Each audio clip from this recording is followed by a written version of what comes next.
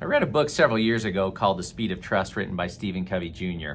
It's had a lot of impact in my life over the past decade, and I recently had an experience that taught or illustrated in an incredibly powerful way some of the principles in there.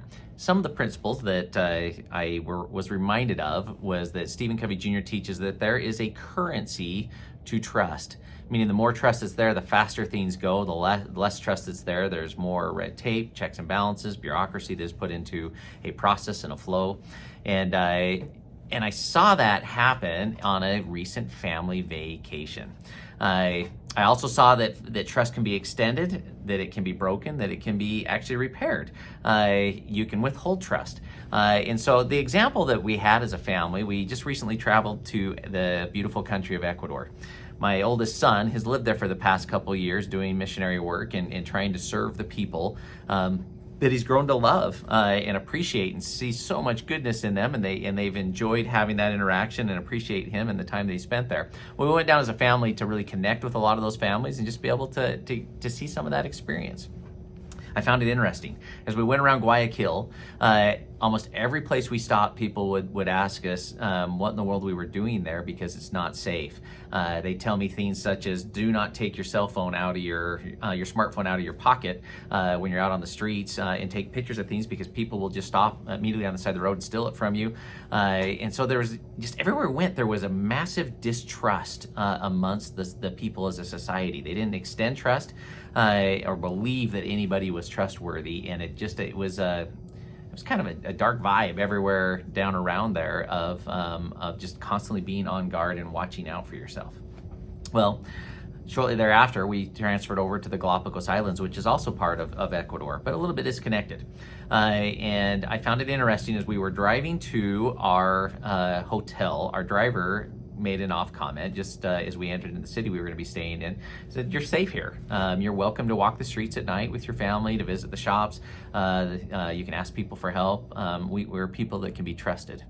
I thought, yeah, right. I'm still in Ecuador. And I just had all this experience, and I said, that's what you're saying, but I don't know about that. And so I didn't have the character reference that was true. My experience had been very different where I was just at.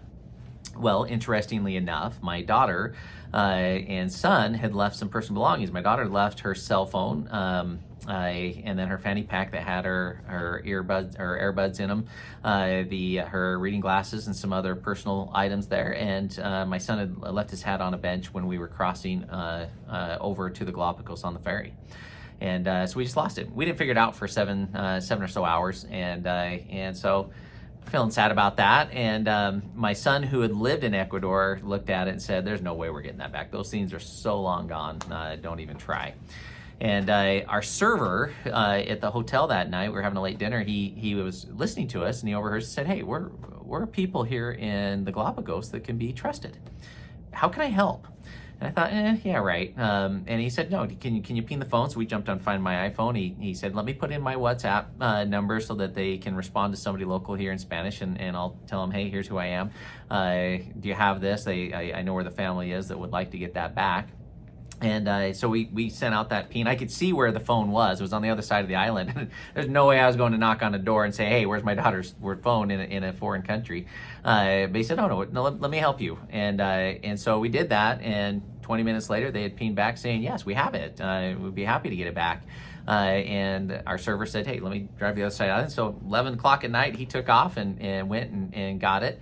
Now, mind you, I just told him about the cell phone. And I found it fascinating. The next morning, as he was there, as we came down for breakfast, he had the cell phone, the fanny pack with everything in it, and my son's hat. The person had found it on the bench where it was left, and our error. And he said, I just was trying to figure out, I didn't know who it belonged to, and so grateful that we could get it back. It's fascinating to me. Same country, but one place had created a culture of extending trust and creating a culture that they were a trustworthy people, and everybody worked together to create that. I thought about that just in organizations, whether that's in a workplace, whether that's in a family. Do we think the worst of those around us and assume that everybody's working against us, or do we extend trust? At the end of the day, that culture starts with us. And I love just that powerful observation of how it affected an entire nation. And so that's my thought as I look at it, is you're trying to build relationships, whether that's within your work organization, your family, the community. Are you one that is giving trust and seeing the best in others?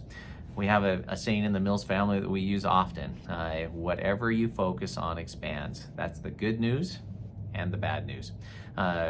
If we focus on just everything that's wrong and that everybody's out to get us and that we're on our own and have to fight for ourselves, there's going to be a very heavy tax. It's going to take us a lot longer to do everything we want to do. We'll feel lonely. We won't have the support and strength of teams and families. But if we become one that we extend trust, even when things go wrong and we have hiccups along the line, but we assume positive intent first, that what someone's trying to do or help us with, assume positive intent first. If we issue that and we project that, they're much more likely to say, wait a minute, I am somebody that can be trusted. We all want to be trusted. So hope that message helps brighten your day, causes some reflection. It was extremely instructive and reflective for me and in our family as we talked about that the following night at dinner, and has helped us set better goals on extending trust. So hope you have a great day, and I hope you enjoyed that story from the great country of Ecuador.